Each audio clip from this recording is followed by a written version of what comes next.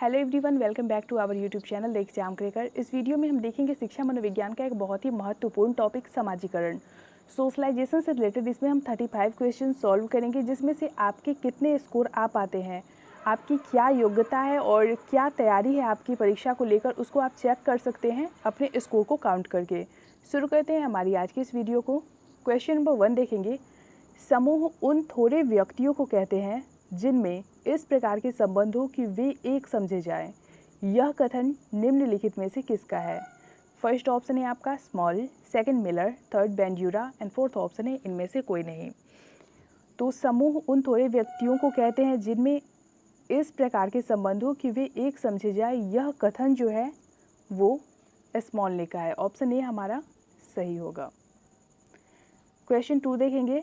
सामूहिक जीवन की निम्नलिखित विशेषताओं में अनिवार्य विशेषता कौन सी है? फर्स्ट ऑप्शन है आपका सामाजिक संबंध, सेकंड है समानता, थर्ड है सहयोग एंड फोर्थ ऑप्शन है सामाजिक नियंत्रण। तो इन चारों ऑप्शंस में से आप लोगों के अकॉर्डिंग कौन सा वाला सही लगता है जो विशेषताओं में आनी चाहिए? करेक्ट होगा 2 का आपका ऑप्शन 1। सामूहिक जीवन की जो विशेषता अनिवार्य होनी चाहिए वो है सामाजिक संबंध। क्वेश्चन नंबर 3 देखेंगे। निम्नलिखित में से किस में सामाजिक मानव लक्ष्य नहीं है? फर्स्ट ऑप्शन है पशु समाज, सेकंड मानव समाज, थर्ड दोनों एंड फोर्थ ऑप्शन है इनमें से कोई नहीं। तो जिनमें सामाजिक मानव लक्ष्य नहीं है वो ऑब्वियसली पशु समाज होगा। ऑप्शन 1 हमारा सही होगा। क्वेश्चन नंबर 4 देखेंगे। सामाजिक मानक लक्ष्यों में निम्नलिखित में से कौन सी विशेषता अनिवार्य है? फर्स्ट ऑप्शन है परंपरागत, सेकंड लिखित, थर्ड अनुशासन एंड फोर्थ ऑप्शन है आपका इनमें से कोई नहीं। तो सामाजिक मानक लक्ष्यों में से जो विशेषता अनिवार्य रूप से होनी ही चाहिए वो कौन सी है? करेक्ट आंसर होगा हमारा ऑप्शन ए परंपरागत। नेक्स्ट क्वेश्चन देखेंगे। Question number 5।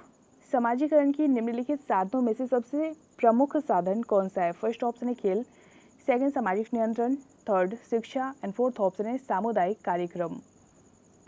करेक्ट आंसर हो जाएगा 5 का आपका ऑप्शन सी शिक्षा। क्वेश्चन नंबर 6 देखेंगे। मानव समाज की मौलिक इकाई के रूप में समाजीकरण का सर्वप्रथम साधन निम्नलिखित में से कौन सा है? फर्स्ट ऑप्शन है आपका परिवार, सेकंड पड़ोस, थर्ड विद्यालय एंड फोर्थ ऑप्शन है इनमें से कोई नहीं। तो मानव समाज की मौलिक इकाई के रूप में समाजीकरण का जो सर्वप्रथम साधन है वो परिवार है। 6 का करेक्ट आंसर आपका ऑप्शन ए हो जाएगा। क्वेश्चन नंबर 7 है आपका। निम्नलिखित में से कौन सी सामाजिक संस्था मानव समाज में केंद्रीय है, यानी कि बहुत ज़्यादा महत्वपूर्ण है? फर्स्ट ऑप्शन है परिवार, सेकंड पड़ोस, थर्ड विद्यालय एंड फोर्थ ऑप्शन है इनमें से कोई नहीं। तो जो सामाजिक संस्था मानव समाज में केंद्रीय है, जिसका सबसे ज़्यादा महत्व है, वो परिवार है। ऑप्शन ए हमारा सही होगा।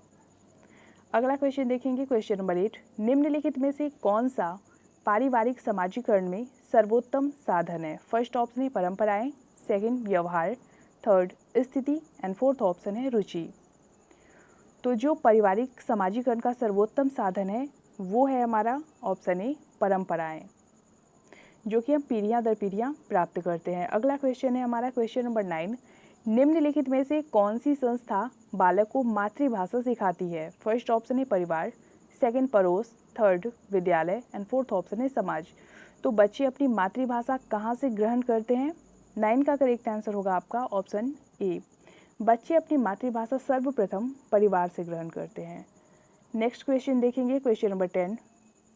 विद्यालय के निम्नलिखित कारकों में बालक के समाजीकरण में सबसे अधिक प्रभावशाली कार्यभाग किसका है? फर्स्ट ऑप्शन है शिक्षक, सेकंड सहपाठी, थर्ड खेल के साथी एंड फोर्थ ऑप्शन है इनमें से कोई नहीं। तो विद्यालय के इन चारों कारकों में से बालक के समाजीकरण में जिसका सबसे प्रभावशाली कार्यभाग है वो है हमारे टीचर, यानी कि ऑप्शन ए। क्वेश्चन नंबर 11 देखेंगे।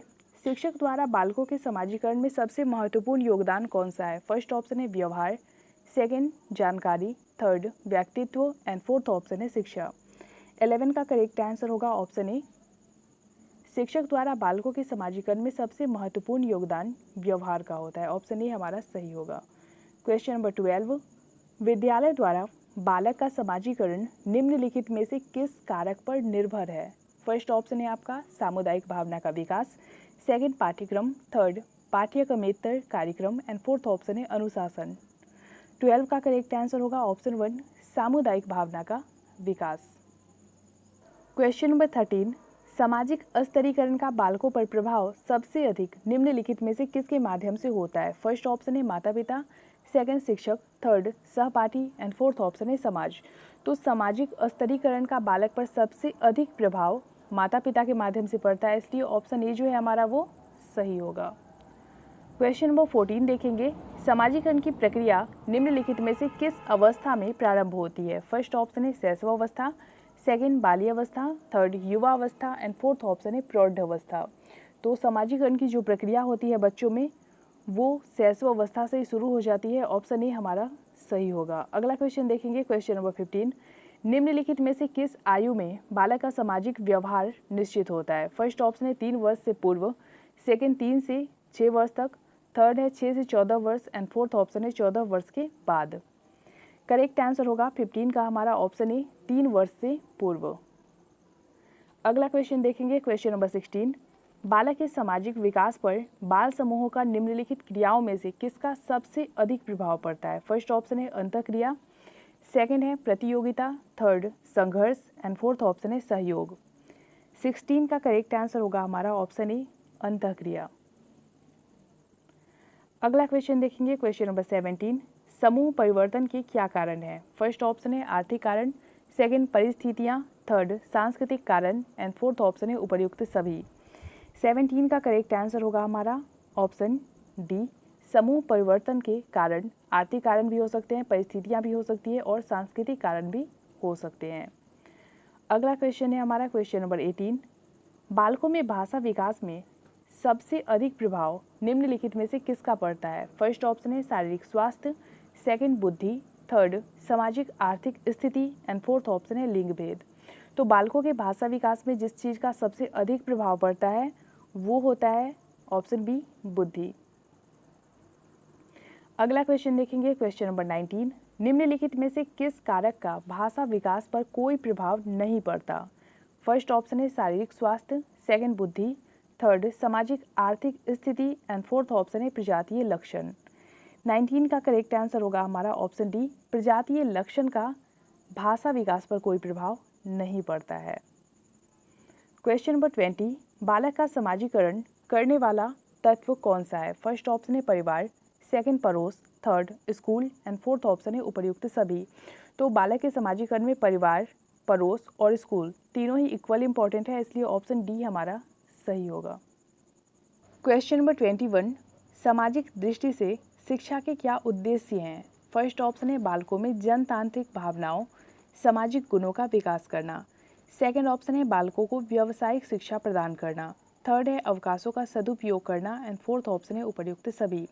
तो बात अगर की जाए सामाजिक दृष्टि से शिक्षा के उद्देश्यों की तो ऑप्शन ए यानी कि बालकों में जनतांत्रिक भावनाओं, सामाजिक गुणों का विकास करना, ऑप्शन बी बालकों को व्यावसायिक शिक्षा प्रदान करना एंड ऑप्शन सी अवकाशों का सदुपयोग करना, ये तीनों ही आएंगे, इसलिए ऑप्शन डी जो है हमारा वो सही होगा।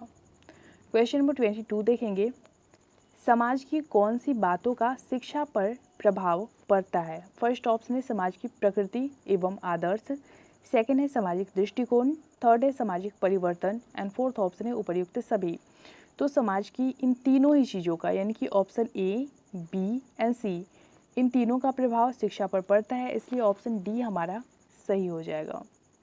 अगला क्वेश्चन देखेंगे, क्वेश्चन नंबर 23, समाजीकरण के निम्नांकित साधनों में से सबसे महत्वपूर्ण साधन कौन सा है? फर्स्ट ऑप्शन है खेल, सेकंड सामाजिक नियंत्रण, थर्ड शिक्षा एंड फोर्थ ऑप्शन है सामुदायिक कार्यक्रम।